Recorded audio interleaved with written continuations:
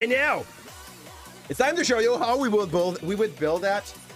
Take into consideration that there's other way to make it. We decided what we would keep and what we would drop. At the moment, there was so many power in that character, I couldn't keep everything. I had two options in mind, by the way, New. So like, the other one requires more work and more research. It's more deep lore. On Wukong, I could do the research today, okay? So, for the race, I know we don't have any like monkey species in the game out of human. So, I went bugbear, but naturally don't go like with all the look of a normal bugbear. I just took bugbear because bugbear comes long-limbed. And the concept of most of its attack will be with a staff that can elongate. Taking that into consideration, I feel like long-limbed is probably the best way to emulate that without being like, without asking your DM for something special. Actually, what it means is that you will not have to negotiate with your DM to have a Ryu Jingu Bang. You can just say like, that quarterstaff is my Ryu Jingu Bang. I don't care. So we have that. We have powerful build that come with that. You can lift a little heavier. You have 8 in strength. I'm letting you know that ahead of time. Not a strength build. I know he's supposed to be able to like destroy mountain, but you know what they say, like speed and weight is actually what does the damage. So yeah, we're gonna do that with Dex. So yeah, we go for bugbear just for that emulation of the staff that goes longer when you have your long limb. It's still an a average size 1. You still have sneaky, which gives you a proficiency in stealth. You have surprise attack, which basically like as long as you hit a creature with an attack roll, the creature take 2d6 damage if it hasn't taken a turn yet. It's basically like the assassin move, but weaker because like it's still just a race bonus. I really feel like bugbear is already a pretty OP race anyway, and we went for the arrangement that Tatchas Cauldron give us so that we do not have 2 strength and 1 dex coming out of the class, the race. Next, I hesitated a ton, okay? But here are the thing we keep, okay? Have monk. Clearly the way he fights is not gonna be a like the magician approach. It's not that. I didn't want to go full caster. We clearly have a monk on our hands. He's slapping a lot, but we needed some stuff to emulate the other power he has. I hesitated for a long while to go for Way of the Drunken Master and push it to level 18. Reason being, at level 18, monk get clear body, giving him the power to turn invisible for 1 minute, and also to resist all kind of damage out of force damage. But I was like, yeah, if we do that, we lose the ability to morph, and he learns how to morph before he learns how to be a great fighter. I felt like we needed monk. We needed monk as a starter. Your monkey first will not know how to cast spell. Don't say that. Like, I would probably go for only 1 point in monk, then trade there.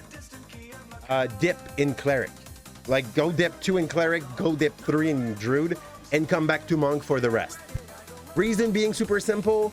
If you want to go against the challenge that he had with the falls, you need to have something that lets you not take damage while every other monkey around you has the feeling that you're actually the one putting yourself in danger. And Trickery Domain level 2 could emulate that. So monk 1, cleric 2, druid 3, and then full monk until level 15. I went for Way of the Drunken Master for the monk. You could also go for like acrobatics, and yeah, I guess religion would make the most sense. I have a lot of friends in the godhood eventually, and this we don't care. So we start monk just because we would like to have what monks come with. An armor defense is a good way to make your wisdom and your dex both partake onto your AC. I hate to play monk, but I really feel that for the taste of the character, like the lore that is behind, I don't think we can go anything else than monk for it to make total sense. So we go here, we have monk, we put it up to level 15. It's absurd. Unarmored defense so that you can stack your dex and your wisdom on AC. Martial art so that you're able to use a lot of different kind of weapon, and that will include your quarterstaff. Second level, you get your key, which will get you a lot of options like doing your flurries and stuff like that. Unarmored movement will let you like run faster when you do not wear a armor. Monastic tradition, we went for, as we said, Way of the Drunken Master, to go with the part of the lore where he just basically drank all the immortal wine. Also, the buff that comes with it kind of fit the taste of what we have. We have Deflect Missile. You can take an arrow that is shot at you and turn it back if you dodged it. That's not bad. Bonus proficiency. You get bonus to performance. I've always been kind of weirded out by this one, but they just say that like your martial art is a performance in itself. You don't like it. You don't like monks. Is the Monkey King a drunken master? Now it is. If you don't want this one, I would honestly recommend you, Thorsten, go read the thing. The whole time he's just someone that is extremely like oriented toward its own pleasure, toward its own leisure, until you reach like Journey to the East. So like I swear there's a lot of thing in the story where you'd be like, yep, that would have some place here. Slow fall, that basically let you have better fall as a passive. Stunning strike, every other monks get that. The empowered strike, same thing. Unarmored movement. Thank you, Fuzzy. How's it going? Go plunder Wizard of the Coast. Man, we'll see. I'm not yet scared by what they said, you know? Like, it just felt fair to some point, and I know some other people will say no. I won't go on that route at the moment. We're making the build. Evasion so that you're better at dodging the shit that they shoot in your way. Stillness of mind. Okay, you can stop Charmed or Frightened.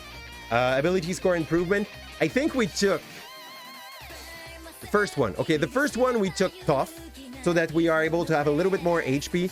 Our AC is a little low, and tankiness can come from your AC, but it also can come for the fact that you have some more HP. The rest are just ability score improvement to maximize our dex and pump up a little bit our constitution score. The other thing that like Tipsy Sway gives you at level 6. When you're prone, you can stand up for only 5 of your feet of movement speed rather than half.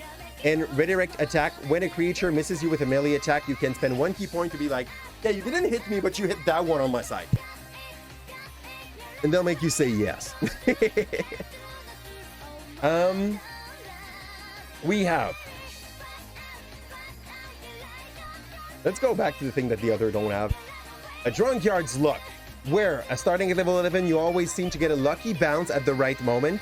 When you make an ability check, an attack roll, or a saving throw on which you have disadvantage, you can spend 2 key points to clear the disadvantage, just so that you basically are not in that bad position that you were. And the last one we have from this will be... Oh, it's where that's done. Okay. Unarmored movement, we move a little faster even. And Timeless Buddy is basically like the way... When he's learning like that deep breathing technique, this is basically what Timeless Buddy represent. You do not... Yeah, you still age, you can still die of old age, but you do not suffer from the effect of old age. Your character as a monk will still be in its prime even when he's going to be 90. And for the 2 dip, the dip of Cleric, we went for Trickster Domain, because Blessing of the Trickster comes with 2 nice things. You get to have advantage on your dexterity stealth check. You also get, it's not true invisibility, it's close to.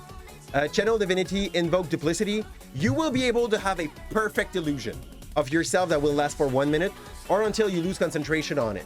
Basically, there's a copycat of you that will appear on an unoccupied space. You can cast your spell from him. It's the closest thing I could see that would be like I took one of my hair and I made it a duplicata of me, like after, not the clone. There's a thing that the mage can do that basically do that, but a little better. It's close enough for the duration of the spell, where you can guess your thing, but it's still your sense that are shooting to it. That's it. That's basically like you have advantage also on any creature that you're fighting with your illusion when you're trying to attack them, because they will be really believing that the illusion is something. So for a 2-dip, it's really worth. It's giving you that feeling of I can be at more than one place at the same time on the fight, during the fight, even though you're not really. And you have Druid that we took because we needed something to represent the 72 transformation. We pushed it to dip 3 because it gives you access to your circle, and you get your circle spell at level 3, which are when you take the coast version, mirror image, more image of yourself, more ability to dodge even though you're front row, and misty step, so that you're able to get out of danger when you are really into it. So that's basically how we would make it. As said, you could decide to take off the whole transmutation kind of thing and put all your eggs in the same basket, bringing your monk to level 18. If it's like, if you really want him to be a little bit more melee, we gain some stuff with Druid, which are in the spells. I'm going to give you a few good examples. We have jump that will be in there. We have Druid craft. We have absorb element, because eventually he's able to just not take any damage from these in the story.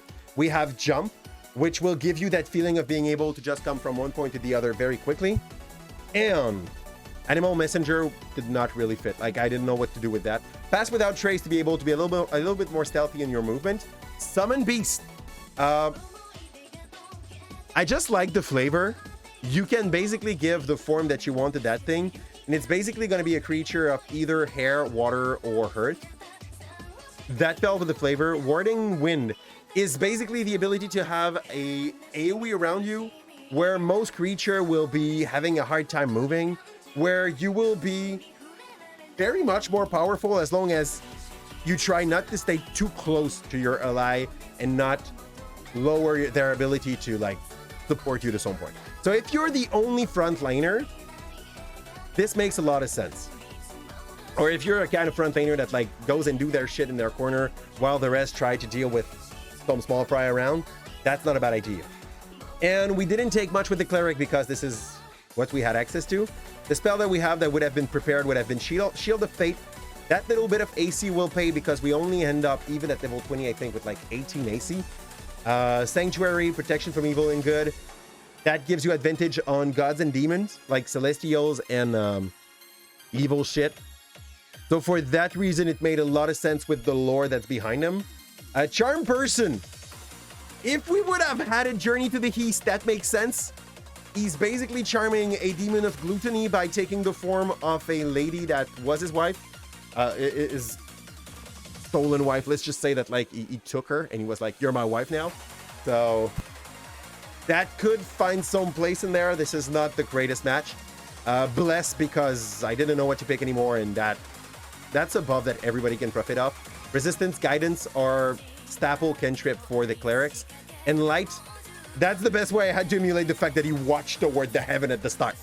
I didn't have any better idea for this. I'm not even sure. I don't think Bugbear comes with like dark vision. I may be wrong. So that's it for the classes. We honestly went for a min-max here, because emulating a god as a playable character, I'm not sure how to tell you that. Like, you can't be everything if you're trying to play a game as a character. With 27 points, like, we could have bumped intel. We're not using mechanically anything that fits with intel. The character is not particularly intelligent in the move that he does. He really tends to do something that are very, very, like, dangerous to some point. Is wisdom. We put that high because mechanically we needed it, but also I would probably not have put a point here if it was roleplay-wise perfect. Charisma. He's good at leading monkeys. How much charisma do you need for that? And strange like shit. We still wanted it to be kind of working. And we took charlatan because deception. Because hey, how's it going, Swans? Deception, Slate of End, and we also. Yeah, that's pretty much the only reason. The Disguise Kit will let you fit a little bit more into your society, which you would not do that quickly or that efficiently as a bugbear. And we get a character sheet that looks like that. For those who are going to get that as a rediffusion on YouTube, I will probably put the link to this page in the description so that you are able to just pick it if you wish. And there's not yet the magic item that has been added to that. You will need to find a thing that will be emulating your fly, and like boots of flying are pretty much like the definition of it. If your DM is a little nice, you might get a broom, but like get your boot so that you are able to just like manage yourself and move. And for the staff, you could try to deal with your DM, but as I said, we took Bugbear to be able to emulate the effect of that staff getting further without having to like deal too much with the DM. What else do we have? That's pretty much it. You could decide to flavor something to be the thing he wears on its head in Journey to the East, but I would try to avoid that. And let's catch up to the chat. Sorry, I'm taking a breather. So, where were we? It's early Wukong. Yeah, it's early Wukong. But even early Wukong, like, from the moment he got is okay to come into heaven, you will understand that he's pretty much always on the party. Est-ce que ça se dit en anglais, ça? Always on the party. He's always like partying. Yeah, he's always partying. So if you go in that section, the Wukong that you have in your mind, Thorson, is probably once the Buddhist just came to him to free him from Buddha's imprisonment spell. Like,